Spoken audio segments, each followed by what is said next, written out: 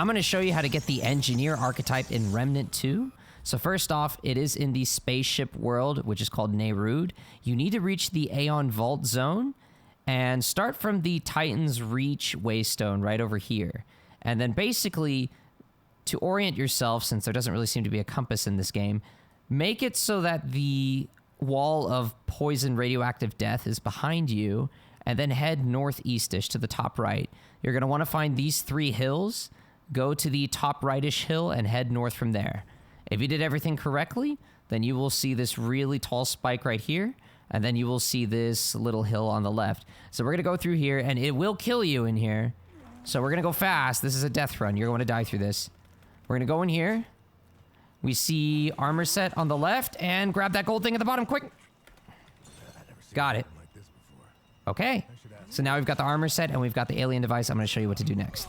This is what the armor looks like that we got when getting the Engineer archetype material. Pretty cool. So this is the alien device right here. This is the material that you use to unlock the Engineer archetype. So we're back in Ward 13. We're going up to the class crafting guy. We're going to go ahead and talk to him. See what you can craft. And here it is. Drazier Caliper.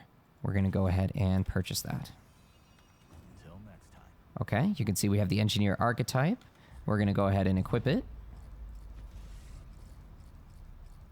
Here we go. Engineer archetype. Equip.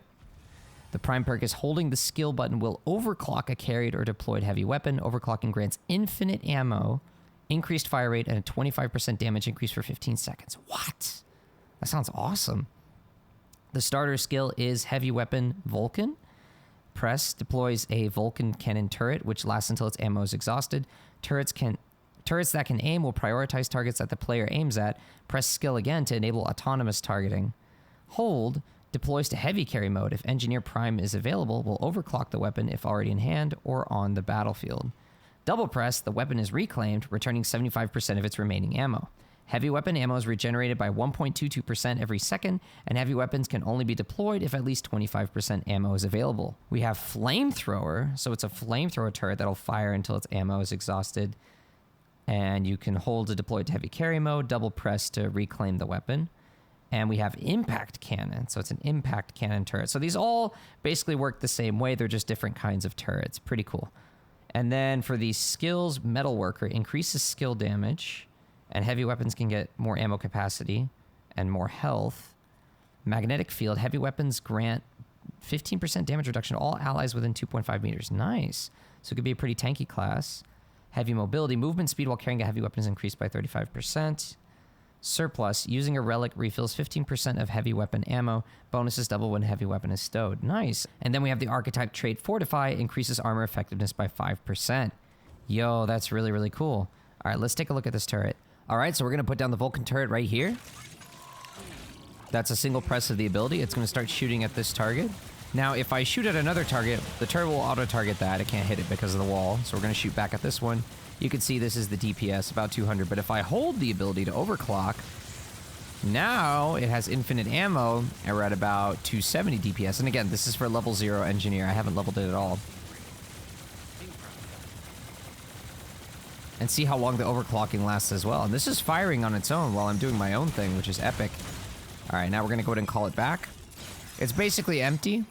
But if it wasn't empty, then I would get 75% of the ammo back. Now we're going to have to wait for it to recharge. Now that the turret is fully resupplied, we're going to press and hold. And now that we're in the heavy weapon stance, as you can see, my movement speed is slowed down a bunch. This is how slow I move. This is how it is when I sprint. If I ADS, this is my movement speed. And instead of rolling, you do these little side steps. So you're not as maneuverable when you've got the heavy weapon out. But take a look at how much damage you can do. So you can see the DPS is hovering right around 1,000. And remember, this is level 0 Engineer. Now we're going to overclock the heavy weapon, so press and hold while having the heavy weapon out. You can see now we have infinite ammo. The fire rate is much higher. And you can see our DPS is now hovering around 1,700 instead of 1,000. Very, very nice. And look how long this lasts for. This is level 0 Engineer. It might even upgrade to last longer later. All right, now the overclock is over. We're back to standard fire. Lower fire rate and limited ammo supply. One more thing to keep in mind, if I press Q while having the heavy weapon out, you put it down in turret form, and then the turret will start shooting. And if you press E while near the turret, you pick up the turret, and you're back in heavy weapon mode. So it's really cool that you can go back and forth between the two modes. We're going to put it down again, and then I'm going to double press to get most of the ammo back. As I said before, you get 75% of the remaining ammo back, so you can see we're already able to redeploy the ability. You need at least 25% ammo to deploy, but as you can see, it still has a long ways to go before it's fully charged. If you enjoyed this video, please leave a like and subscribe. It helps out a lot. I'll catch you in the next one.